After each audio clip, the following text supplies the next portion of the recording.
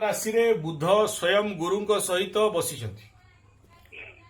तो जेतेबेले लग्नाधिपति लग्न रे गोचर रे आसिकी बसंती ताहेले उत्तम फल बोली कह किंतु द्वादश रे सूर्य सूर्य माने सरकार गवर्नमेंट सूर्य माने ग्रहराज द्वादश खर्च स्थान रे बसिचंती आउ 2 दिन रे मिथुन संक्रांति हेबे तो रज संक्रांति मिथुन घर को पशिबे गुरु बृहस्पति को जड़ेबे कंबस्ट करेबे क्रोध बढ़िबो।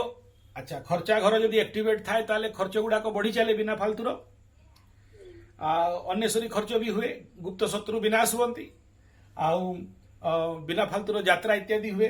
सूर्य जेतेबेले आसीबे मन भितर घर घर क बेसी बेसी क्रोध बाहरिबो राग बाहरिबो सूर्य रहिला गरम देह गरम लगेबो केबे केबे गोचर हैला माने ज्वर भी हो जाए किए बिना फालतू एक्सरसाइज करके अंटा बथा भी धरता है। धन स्थान द्वितीय स्थान आपणकर धन स्थान रे मंगल बसला वर्तमान तृतीय स्थान को पळेला। तृतीय स्थान रे मंगल केतु दीटा जाक निया लगेबे हाथ विस्फोटक जोग अंगारक जोग जोटरे प्लेन क्रैश हो गला एबे सिंह लग्न रे 1:25 बेले को सिंह लग्न थिला गंडमूल नक्षत्र रे मंगल बसला गंडमूल रे चंद्रमा मूल नक्षत्र रे बसला मिथुन राशि सप्तम रे बसला एबे अष्टम को जीव तो प्री इफेक्ट दबो मिथुन राशि पई 2.5 दिन पई कष्ट पीड़ा टेंशन कार्य रे बाधा चोर चपेट एक्सीडेंट लॉसेस।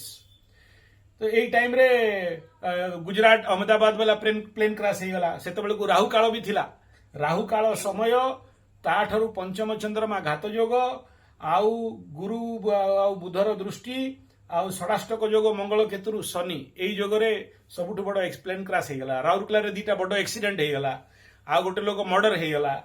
तो ये निया लगा काम सब वर्तमान एठी कंडीशन रे अछि। तो मिथुन वालांगर कोन हो ना बहुत पावर आसी दीटा जाक तृतीय स्थान पराक्रम स्थान रे दीटा अंगारक ग्रह बसिबे अंगारक लोग लागिवो माने तांको बेसी पावरफुल लागिवो एबे बेसी बेसी पावर बेसी क्रोध बेसी गाँव गाँव इटा रही कंडीशन। आर्थिक स्थिति जो धन घर सी वर्तमान तार अधिपति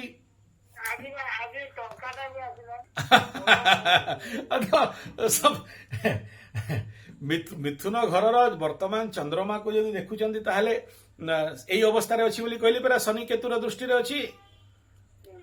तो दुकान बहनी कौटू हम बहनी हवा वाला नुह ना द्वादश एक्टिवेट अवस्था अच्छी। एबे मुख्यतः मंगल केतु स्थानटा रहीगला ना कम्युनिकेशन हाउस टारे तो स्वाभाविक बात रे टिके कमी रहिबो एटा क्लियर हैला परे जाई कि रास्ता खोलिबो। आ गुरु बसची माने असुविधा किछि नाही हैला किंतु अतिचारी अवस्था रे अछि लोक को हड़बड़ेइबो। अतिचारी माने हड़बड़ा माने श्वास प्रश्वास रे प्रॉब्लम रहिबा आउ लोक को हड़बड़ करिके रखि दबा एटा रहिबो टिके इफेक्ट।